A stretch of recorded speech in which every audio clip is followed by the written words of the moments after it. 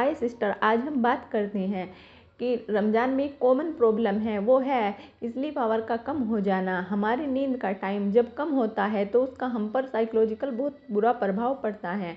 और आप अपने उस प्रभाव से कैसे बचें और अपने स्लीप आवर को पूरा कैसे करें, इस पर हम इस वीडियो में बात करेंगे। और इस वीडियो में आगे बढ़ने से पहले आप हमारे चैनल को सब्सक्राइब करें, वीडियो को लाइक करना मत भूलना माय डियर सिस्टर, वो आप भूल जाती हैं। देखिए, भूलना नहीं व्यूअर्स।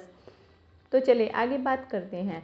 देखिए, जो लेडीज़ घर में रहती हैं, जो वुमेंस ख़वातीन घर पे काम करती हैं, उन्हें ज़्यादा प्रॉब्लम नहीं होती रमज़ान में। लेकिन जो कॉलेज गोइंग गर्ल हैं या जैसे वर्किंग वूमेन हैं, उन्हें बहुत प्रॉब्लम हो जाती है। उनके स्लीप आवर बहुत कम हो जाते हैं, क्योंकि उन्हें दिन में काम करना होता है और रात को उन्हें सहरी भी करनी होती है, इसलिए ज़िक्र अज़कार भी बढ़ जाता है।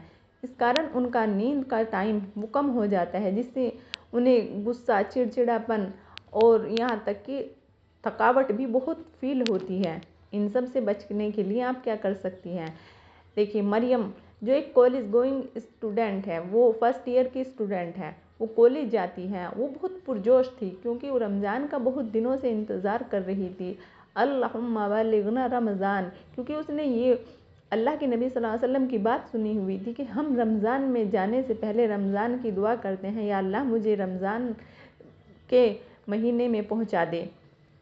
क्योंकि देखिए, हमारे साथ पता नहीं कितने साथी थे हमारे, जो पिछले साल हमारे साथ रमज़ान में शरीक थे और इस साल नहीं हैं। तो ऐसे ही आइंदा क्या पता हम भी ना हो।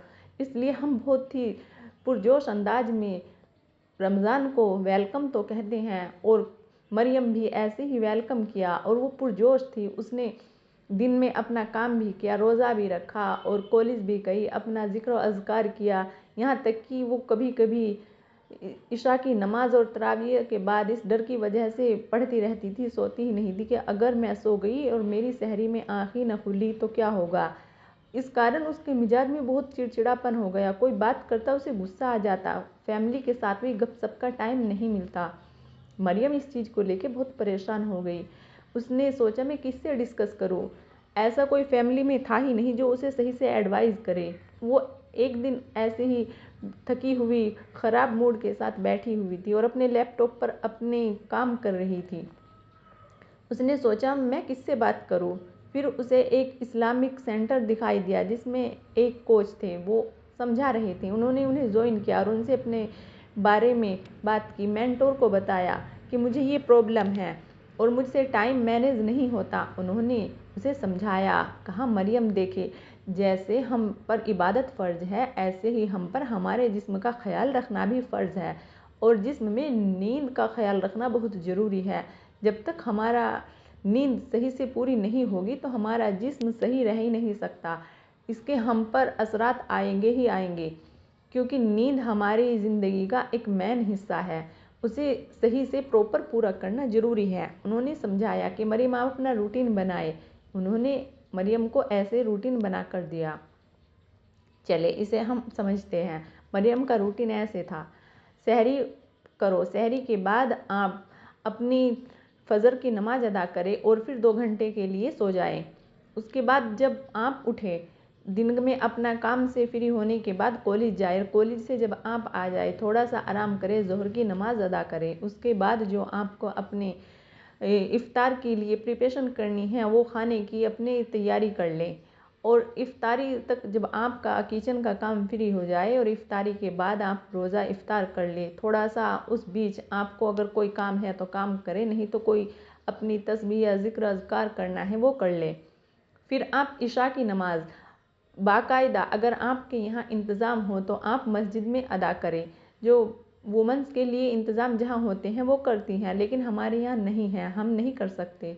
मरियम ने इस बात को समझा कि हमारे यहाँ ये इंतज़ाम नहीं है, तो वे इशा की नमाज के फ़ौरन बाद अपने तराविये पढ़ लेती और फिर सो जाती।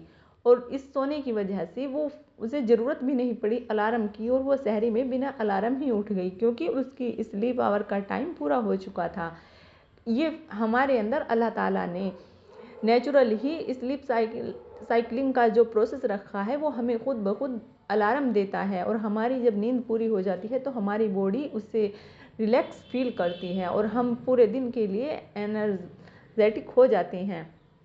मरियम ने इस रूटीन को फॉलो किया और उसका रमज़ान माशाल्लाह बहुत ही बेहतरीन तरीके से गुजरा और उसने दुआएं दी और उसने फिर एक सलाह दी सबके लिए, जो कि मरियम की एक एडवाइस है कि देखिए किसी से एडवाइस लेना कोई बुराई नहीं है। अगर आपके पास कोई ऐसा नहीं है जो आपको अच्छे से गाइड करे तो आप किसी की हेल्प ले ले, और हेल्प किसी ऐसे मेंटोर से ले जो कि इस्लामिक तरीके से आपको समझा सके, और आपका रमज़ान मुबारक बन जाए, आपकी इबादत और दिल भी खुश हो जाए और आपको लगे कि हाँ मेरा अल्लाह मुझसे राज़ी है, क्योंकि मैंने ऐसे ही अपने रमज़ान को गुजारा है जैसे अल्लाह चाहते हैं।